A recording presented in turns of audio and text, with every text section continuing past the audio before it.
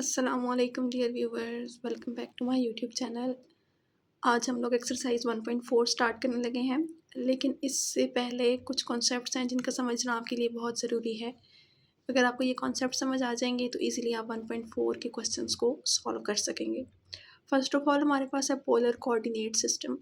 तो polar coordinate system में हमारे पास क्या होता है कि हम किसी पॉइंट को अगर पोलर कोऑर्डिनेट सिस्टम में लिखते हैं तो हम उसको इस तरीके से रिप्रेजेंट करते हैं P ऑफ आर थीटा। जब हम कार्टेशियन कोऑर्डिनेट्स की बात करते हैं तो आप लोगों ने ऑलरेडी ये पढ़ा हुआ है जूनियर क्लासेस में कि आप लोग किसी भी पॉइंट को इस तरीके से रिप्रेजेंट करते हैं। ये आपके पास होता है Cartesian coordinate system. Cartesian coordinate system में आपके पास एक एक्स एक्सिस होता है, एक वाई एक्सिस होता है, और सेंटर में जहाँ ये दोनों एक्सिस कोऑर्डिनेट कर रहे होते हैं, एक दूसरे को इंटरसेक्ट कर रहे होते हैं, उस पॉइंट को हम ओ यानी ओरिजिन का नाम देते हैं। लेकिन अभी हम लोग पढ़ने लगे हैं पोलर कोऑर्डिनेट सिस्टम, जिसमें आर और थीटा है। बेसिकली इसमें ये होता है कि आपके पास एक फिक्स्ड लाइन होती है जिसको कहते हैं इनिशियल लाइन, ठीक है। उसमें हम इसको कहते थे एक्स एक्सिस, लेकिन इसमें हम इसको कहते हैं इनिशियल लाइन, और ये हमेशा हॉरिजॉन्टल होती है। और इसके साथ यहाँ पे जो स्टार्टिंग पॉइंट होगा इसका, उसको बोलेंगे पोल, और उसको हम ओ से डिनोट करेंगे, ठीक है। पहले हम ओ को ओरिजिन कहते थे, लेकिन अब पोलर कोऑर्डिनेट्स में हमने ओ को पोल बोलना है। इसके बाद यहाँ पे कोई पॉइंट है हमारे पास पी, जिसके कोऑर्डिनेट्स हैं, पोलर कोऑर्डिनेट्स हैं आर थीटा। तो बेसिकली आर क्या होगा, वो इस पॉइंट पी का पोल से डिस्टेंस होगा, ठीक है। इस पॉइंट पी का पोल से यानी ओ से यहाँ तक जो भी डिस्टेंस बन रहा है उसको हमने आर से डिनोट करना है, स्मॉल आर। और जो इसका इनिशियल लाइन के साथ यहाँ पे एंगल बन रहा होगा, उस एंगल को हम बोलेंगे थीटा, ठीक है। तो ये आर और ये थीटा मिलकर पोलर कोऑर्डिनेट्स बनाते हैं, जिनको हम रिप्रेजेंट करते हैं पी ऑफ आर थीटा से। और जो यहाँ पे थीटा होता है, इस थीटा को हम एक और नाम भी देते हैं जिसको कहते हैं आर्ग्यूमेंट ऑफ जी, ठीक है। जी कोई भी कॉम्प्लेक्स नंबर है, उसका आर्ग्यूमेंट अगर कहा जाए हमसे कि फाइंड करना है तो इट मीन्स कि ये थीटा की बात हो रही है। ये भी आपने पॉइंट याद रखना है। अगर आपके पास कोई भी कॉम्प्लेक्स नंबर है, z is equal to x plus iota y, तो इसका आर्ग्यूमेंट होता है z, और इसकी जो पोलर फॉर्म होती है वो आपके पास क्या होती है, आर थीटा। लेकिन अगर आपके पास हम इसका कॉन्जुगेट ले लेते हैं तो उसकी जो आपके पास पोलर फॉर्म होगी, आर्ग्यूमेंट तो इसका भी वही होगा थीटा, लेकिन जब हम इसकी पोलर फॉर्म लिखेंगे तो तब हम लोगों ने क्या लिखना है, आर माइनस थीटा। तो ये आपको मैं MCQs के पॉइंट ऑफ व्यू से बता रही हूँ कि अगर MCQs आ जाता है कि सिंपल यहाँ पे माइनस से रिप्लेस कर दिया है यानी कॉन्जुगेट ले लिया है, तो यहाँ पे भी सिंपल माइनस थीटा आ जाएगा, बाकी वही रहेंगी। जो आपके पास आर और थीटा की वैल्यूज़ हैं वो सेम रहेंगी। अब इसमें आ जाते हैं कि हमने आर और थीटा फाइंड कैसे करना होगा। तो उसके लिए मैं आपको फार्मूलाज बता देती हूँ। आर जो है वो आपके पास मोड ऑफ जी का फार्मूला होता है। अगर आपको याद हो, हमने प्रीवियस एक्सरसाइज में स्टडी किया था इसको 1.2 में। मोड ऑफ जी किसके इक्वल होता था, रियल पार्ट का स्क्वायर प्लस इमेजनरी पार्ट का स्क्वायर और होल स्क्वायर रूट। इसी को बेसिकली हम आर से डिनोट करते हैं। और सेकेंडली जो थीटा होता है वो आपके पास उसका फार्मूला है tan inverse of y by x. ऊपर हमने इमेजनरी पार्ट लिखना है, नीचे रियल पार्ट लिखना है। उसको डिवाइड करने के बाद उसका tan इनवर्स लेना है, तो आपके पास थीटा आ जाएगा यानी आर्ग्यूमेंट ऑफ z आ जाएगा। उसके बाद हमारे पास है next concept, complex numbers in polar form. यानी आपने किसी कॉम्प्लेक्स नंबर को, ये आपके पास अगर कॉम्प्लेक्स नंबर है x प्लस आयोटा वाई, इसको आपने पोलर फॉर्म में लिखना हो तो तब आप इसको किस तरीके से लिख सकते हैं। पोलर फॉर्म का मतलब है कि आपने इसको आर और थीटा की फॉर्म में लिखना है। तो बेसिकली यहाँ पे आपको आर और थीटा फाइंड करना पड़ेगा, और जो ये इसको पोलर फॉर्म में लिखेंगे तो इसका जो आंसर होगा, जो फार्मूला है वो आपके पास ये है, r into cos theta plus iota sine theta. तो आपने आर और थीटा की वैल्यूज़ फाइंड करके यहाँ पे पुट करनी है। मैंने अभी आपको बता दिया है कि आर की वैल्यू कैसे फाइंड करनी है। आपने इस फार्मूले से आर आ जाएगा, देन थीटा इस फार्मूले से आ जाएगा, तो वो थीटा और आर आपने यहाँ पे पुट करना है। तो आपके पास सिंप्लीफाई कर लेना है उसको, और आपके पास सिंप्लीफाइड फॉर्म में आंसर आ जाएगा जो कि पोलर कोऑर्डिनेट्स की फॉर्म में होगा। एक और चीज़ देख लें यहाँ पे जो बहुत इम्पोर्टेंट है कि जब आप लोग किसी कॉम्प्लेक्स नंबर को पोलर फॉर्म में लिखेंगे तो उसके लिए जो उसका कोऑर्डिनेट है वो भी मैटर करता है, यानी कि कॉम्प्लेक्स नंबर आपका किस कोऑर्डिनेट में लाई कर रहा है। ये तो आपको पता है कि आपके पास टोटल यहाँ पे 4 कोऑर्डिनेट्स होते हैं। This one is first quadrant, this is second, this is third quadrant and this one is fourth quadrant. तो आपके लिए यहाँ पे क्वाड्रेंट भी इम्पोर्टेंट है कि आपका कॉम्प्लेक्स नंबर किस क्वाड्रेंट में लाई कर रहा है। ये आप जानते हैं कि यहाँ पे ये वाला एक्स एक्सिस होता है, this one is negative x axis, y axis and negative y axis. तो अगर आपके पास एक्स और वाई दोनों पॉजिटिव होंगे, यानी आपके जैसे यहाँ पे एक्स भी पॉजिटिव है, वाई भी पॉजिटिव है, रियल पार्ट ही पॉजिटिव है, इमेजनरी पार्ट ही पॉजिटिव है, तब आपका जो कॉम्प्लेक्स नंबर होगा वो फर्स्ट क्वाड्रेंट में लाई करेगा। सिमिलरली सेकेंड क्वाड्रेंट में तब आएगा जब एक्स नेगेटिव हो और वाई पॉजिटिव हो। थर्ड में कब आएगा जब दोनों नेगेटिव होंगे, और फोर्थ में कब आएगा जब वाई नेगेटिव और एक्स पॉजिटिव होगा। तो जब आपको ये याद होगा तो इजीली आप जो है वो क्वेश्चन सॉल्व कर सकेंगे। अब यहाँ पे पोलर फॉर्म के लिए क्यों ये इंपॉर्टेंट है कि पोलर फॉर्म के लिए आपके पास अगर फर्स्ट क्वाड्रेंट में कोई नंबर लाई कर रहा है तो उसका जो आर्ग्यूमेंट होगा, आर्ग्यूमेंट ऑफ जी, वो सिंपल थीटा ही होगा, यानी आपने जो थीटा फाइंड किया है वही उसका आर्ग्यूमेंट है। अगर वो आपके पास आ रहा है सेकंड क्वाड्रेंट में तो तब जो आर्ग्यूमेंट ऑफ जी होगा वो आपके पास इक्वल होगा पाई माइनस थीटा के इक्वल होगा, यानी जो आपने पहले थीटा फाइंड कर लिया होगा इस फार्मूले से, उसको आपने यहाँ पे यूज़ करना है, पाई में से माइनस करना है, तो जो आंसर आएगा वो आर्ग्यूमेंट ऑफ सी होगा, वो आपने यहाँ पे फिर पुट करना होगा। थर्ड क्वाड्रेंट में अगर आएगा तो आर्ग्यूमेंट ऑफ जी जो है वो थीटा माइनस पाई के इक्वल होगा, थीटा माइनस पाई। और अगर फोर्थ में आएगा तो जो आर्ग्यूमेंट ऑफ सी होगा वो सिंपल जो थीटा आया होगा उसके साथ आप नेगेटिव लगा देंगे, माइनस थीटा के इक्वल होगा। तो ये चारों जो बातें हैं ये आपने याद रखनी है। अगर आपको ये याद होंगी तो तब आपके क्वेश्चन जो है वो इजीली सॉल्व हो सकेगा और मिस्टेक नहीं होगी। नेक्स्ट आपके पास क्वेश्चन नंबर 1 है एक्सरसाइज का, ये कर लेते हैं। ये आपके पास इसी कॉन्सेप्ट से रिलेटेड है जो मैंने अभी आपको बता दिया है, इसलिए इसको साथ साथ सॉल्व कर लेते हैं। अब ये आपके पास कार्टेशियन फॉर्म में आपको क्वेश्चन गिवन है, आपने इसको किस फॉर्म में लिखना है, पोलर फॉर्म में लिखना है। तो सबसे पहले हम यहाँ से आर फाइंड करेंगे। आर क्या होता है जी, स्क्वायर रूट रियल पार्ट का स्क्वायर यानी 2 का square plus imaginary part 2 square root 3 का स्क्वायर।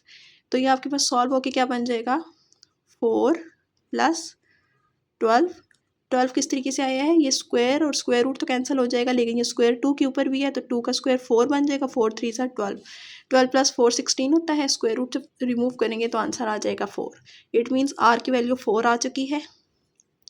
अब हमें क्या चाहिए, थीटा चाहिए। थीटा के लिए हम क्या करेंगे, tan inverse of y by x. y क्या है आपके पास, यानी कि जो इमेजनरी पार्ट है 2 square root 3 divided by real part 2 से कैंसिल आउट हो जाएगा। अब आप कैलकुलेटर की हेल्प से फाइंड कर सकते हैं tan inverse of square root 3 क्या आता है, ये आता है 60 डिग्री। और 60 डिग्री को आपने कोशिश करनी है कि आप इसको पाई की फॉर्म में लिखें, यानी पाई बाई 3 आ जाएगा, यानी रेडियन की फॉर्म में आपने आंसर लिखना है, डिग्रीज की फॉर्म में नहीं लिखना। उसके बाद आप इसको पुट कर लेते हैं कि पोलर फॉर्म किस तरीके से होती है। पोलर फॉर्म होती है जी r into cos theta plus iota sine theta. इसके बाद एक और स्टेप करना है कि आपने यहाँ पे कॉस और साइन का पीरियड जो है वो साथ में ऐड करना है। पीरियड का क्या मतलब होता है कि आपके पास किस टाइम पीरियड के बाद जो है वो कॉज अपना साइकिल रिपीट करता है। तो आपने याद रखना है कि जो पीरियड होता है वो ऐसी वैल्यू होती है कि जिस इंटरवल के बाद कोई भी पीरियोडिक फंक्शन या ट्रिग्नोमेट्रिक फंक्शन जो है वो अपना साइकिल रिपीट करता है। जो भी ट्रिग्नोमेट्रिक फंक्शंस होते हैं वो सारे पीरियोडिक होते हैं। तो जो पीरियड है वो आपके पास कॉज और साइन का आपने याद रखना है, क्योंकि यहाँ पे कॉज और साइन यूज़ हो रहे हैं। तो कॉस थीटा का भी पीरियड जो होता है वो 2 पाई होता है, और जो साइन थीटा का पीरियड होता है वो भी 2 पाई होता है। तो जब भी आपके पास ये क्वेश्चन आएगा तो यहाँ पे आपने पीरियड भी ऐड करना है। यहाँ पे आपके पास आ जाएगा 2k पाई। अब k मैंने यहाँ पे क्यों यूज़ किया है, k का मतलब है कि k आपके पास कोई भी इंटीजर हो सकता है, 1 2 3 4 या -1 -2 इस तरह कोई भी आ सकता है। तो 2 पाई का मतलब है कि आप यहाँ पे यहाँ से देख लें 2k पाई है, तो यहाँ k की जगह मैं कोई भी नंबर पुट करूँगी। सपोज़ मैं 2 पुट करती हूँ तो वो 4 पाई हो जाएगा। तो 4 पाई के बाद भी वो वैसे ही अपना साइकिल रिपीट करेगा, वही उसका पीरियड होगा। तो सिंप्लीफाइड फॉर्म 2 पाई है, लेकिन हम यहाँ पे 2 पाई के साथ 1 2 3 4 कोई भी नंबर मल्टीप्लाई करेंगे तो वो उसका पीरियड ही रहेगा। ठीक है, जब आपसे पीरियड पूछा जाए तो आपने 2 पाई बोलना है। जब आपने लिखना है यहाँ पे क्वेश्चन में तो 2k पाई लिखना है, यानी k की कोई भी वैल्यू पुट करें तो ये अपना साइकिल रिपीट करेगा, ये इसका पीरियड होगा। सिमिलरली साइन के साथ भी आपने ऐसे ही लिखना है, π/3 प्लस 2k पाई, क्योंकि साइन और कॉस का पीरियड सेम है तो यही आंसर बनेगा। अगर यहाँ पे tan आता तो tan का पीरियड पाई होता है तो उसको हम उसकी जगह k पाई पुट करते हैं, लेकिन अब यहाँ पे tan नहीं है तो आपने सिंपल साइन और कॉस के ये दो पीरियड जो है वो आपने याद रखने हैं। ठीक है, अब जो सेकंड पार्ट है, सेकंड पार्ट में आपने सबसे पहले r फाइंड करना है। r के लिए मैंने रियल पार्ट लिख लिया प्लस इमेजिनरी पार्ट। इसको हम सॉल्व करेंगे तो ये 9 हो जाएगा प्लस 3, 9 + 3 इज़ 12, और 12 को हम लिख सकते हैं 4 × 3, 4 स्क्वायर रूट से बाहर आ जाएगा तो ये आपके पास आ जाएगा 2 स्क्वायर रूट 3। ठीक है, उसके बाद आपके पास tan इन्वर्स है। tan इन्वर्स में जो है वो आपके पास थीटा आपने फाइंड करना है। तो tan इन्वर्स के फार्मूले में आपने इमेजिनरी पार्ट लिखना है, नीचे रियल पार्ट लिखना है।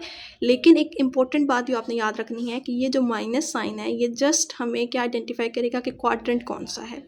यहाँ पे आपने माइनस साइन नहीं लगाना। ठीक है, चाहे यहाँ पे माइनस आ रहा है चाहे यहाँ पे आ रहा है, जब भी आप थीटा फाइंड करेंगे तो आपने माइनस साइन को इग्नोर कर देना है। माइनस साइन हम कहाँ यूज़ करेंगे, क्वाड्रेंट फाइंड करते हुए। तो अभी हमारे पास ये इसी तरह से रहेगा और इसका आंसर आ जाएगा 30 डिग्री, और इसको हम लिख सकते हैं π/6। मैं आपको पहले ही बता चुकी हूँ कि आपने जो है वो अपना आंसर जो होगा वो रेडियन में लिखना होगा। तो अभी आपके पास कौन सा क्वाड्रेंट बन रहा है, एक्स पॉजिटिव है, वाई नेगेटिव है, तो ये कौन सा क्वाड्रेंट बन गया, फोर्थ क्वाड्रेंट। फोर्थ क्वाड्रेंट में हमने क्या पढ़ा था कि आर्गुमेंट ऑफ सी जो है वो माइनस थीटा के इक्वल होता है, और सिंपल यहाँ पे माइनस आप लगा देंगे थीटा के साथ तो आपके पास आर्गुमेंट आ जाएगा। अब इसके बाद हम लोगों ने इसको पोलर फॉर्म में लिखना है। पोलर फॉर्म कैसे लिखेंगे जी, r cos theta plus iota sine theta. अब हम यहाँ पे वैल्यू पुट करेंगे, r cos थीटा आपके पास क्या है -π/6 plus 2k pi, period add ज़रूर करना है आपने, plus iota sine -π/6 plus 2k pi. Sorry, r की वैल्यू मैंने पुट नहीं की है यहाँ पे, 2 स्क्वायर रूट 3, r की वैल्यू भी आपने पुट करनी है। तो ये आपके पास फाइनल आंसर आ चुका है। इसको आप ऐसे भी लिख सकते हैं 2 स्क्वायर रूट 3 CIS, और यहाँ पे जो भी आपके पास एंगल था -π/6 प्लस 2k पाई लिख सकते हैं। इसका क्या मतलब है, कॉस आयोटा साइन और ये थीटा। ठीक है, तो इस फॉर्म में भी आप आंसर लिख सकते हैं। सी और एस को आपने कैपिटल लिखना है, आयोटा को आपने स्मॉल लिखना है। इस तरह भी लिख सकते हैं, इस तरह भी, जो आपको इजी लगे वो फॉर्म आप यूज़ कर लें। नेक्स्ट हमारे पास है पार्ट नंबर 3। इसमें भी हम लोगों ने सबसे पहले r फाइंड करना है। r फाइंड करने के लिए मैंने जो है वो रियल पार्ट का स्क्वायर, इमेजिनरी पार्ट का स्क्वायर यानी एब्सोल्यूट वैल्यू फाइंड कर लिया, तो आपके पास आ गया 2 स्क्वायर रूट 2। उसके बाद हम tan इनवर्स यानी कि थीटा फाइंड करेंगे। थीटा के लिए मैं आपको बता चुकी हूँ कि ये जो नेगेटिव साइन है ये आपने यहाँ पे नहीं लगाने, और सिंप्लीफाई करने के बाद आपके पास आंसर आ चुका है π/4। उसके बाद आपने आर्गुमेंट ऑफ z फाइंड करना है। उसके लिए आपको क्वाड्रेंट का पता होना चाहिए। तो क्वाड्रेंट हमारे पास यहाँ पे देखिए दोनों वैल्यूज़ नेगेटिव हैं, तो ये आपके पास थर्ड क्वाड्रेंट बन रहा है। थर्ड क्वाड्रेंट में क्या होता है, pi minus theta minus pi होता है। तो आपने यहाँ थीटा की वैल्यू पुट की, पाई की वैल्यू पुट की, तो ये आपके पास आंसर आ चुका है। अब आपने पोलर फॉर्म में अपना जो नंबर था कॉम्प्लेक्स नंबर उसको रिप्रेजेंट करना है। तो क्या बनेगा, r into cos theta plus iota sine theta. r आपके पास आ चुका है 2 square root 2 cos of theta की जगह हम क्या लिखेंगे, ये आपके पास आया था -3π/4। जो आर्ग्यूमेंट आता है वो यहाँ पे लिखते हैं, -3π/4 प्लस 2k पाई, पीरियड ज़रूर ऐड करना है, plus iota sine of -3π/4 plus 2k pi. तो ये आपका फाइनल आंसर आ चुका है पार्ट नंबर 3 का। जी, तो नेक्स्ट पार्ट में हमारे पास हमें फ्रैक्शन नज़र आ रही है, तो फ्रैक्शन को सॉल्व करने के लिए आप सबसे पहले इसको हम फ्रैक्शन को सॉल्व करेंगे, उसके बाद ही हम सारा काम कर सकेंगे। आयोटा -1 एज इट इज़ लिखेंगे। कॉस ऑफ π/3 आप कैलकुलेटर से फाइंड करें तो आपके पास आंसर आता है 1/2 प्लस आयोटा, और साइन π/3 पुट करें तो आपके पास आंसर आता है √3/2। अब ये 2 और 2 एलसीएम लेंगे तो 2 न्यूमरेटर में शिफ्ट हो जाएगा, 2 इंटू आयोटा -1, और डिनोमिनेटर में आ जाएगा 1 प्लस √3 आयोटा। उसके बाद आप इसको रैशनलाइज करके सॉल्व कर सकते हैं, जो कि आप कैलकुलेटर से डायरेक्ट भी कर सकते हैं। तो आपके पास इसका आंसर आ रहा है -1 plus √3 divided by 2 plus 1 plus √3 divided by 2 iota. यानी कि ये आपके पास आ गया इसका रियल पार्ट और ये आ गया इमेजिनरी पार्ट। अब आपने क्या करना है, सबसे पहले आर फाइंड करना है। आर के लिए आप क्या करेंगे, स्क्वायर रूट के अंदर रियल पार्ट का स्क्वायर लेंगे प्लस इमेजिनरी पार्ट का स्क्वायर लेंगे,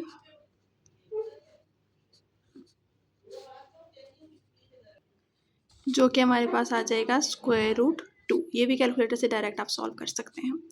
जी, तो जब आप कैलकुलेटर की हेल्प से इसको सॉल्व करेंगे तो ये हमारे पास आंसर आएगा जी 75 डिग्री। इसका हमने रेडियन में लिखना है तो ये आपके पास आ जाएगा 5π/12। अब आपने देखना है कि ये क्वाड्रेंट कौन सा है, तो आपके पास ये भी पॉजिटिव वैल्यू है। इसको भी आप जब कैलकुलेटर से सॉल्व करेंगे तो पॉजिटिव ही आएगी। आपने इस -1 की वजह से इसको नेगेटिव नहीं समझना, क्योंकि √3 जो है वो बड़ी वैल्यू है। √3 में से -1 करेंगे जब तो पॉजिटिव नंबर ही आएगा।